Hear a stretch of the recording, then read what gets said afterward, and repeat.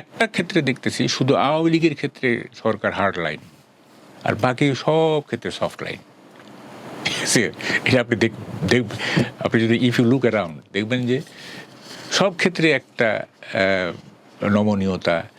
যেমন ধরেন যে জুলাই যুদ্ধের অনেকেই নানা রকম গালবন্ধ করে সরকারকে, প্রধানমন্ত্রীকে কটূক্তি করে কিছু বলে না। তারপরে জামাতের অনেকে নানা রকম অভিযোগে অভিযুক্ত হচ্ছে, মৌলানারা রেপ করতেছে, ধর্ষণ করতেছে, এই করতেছে।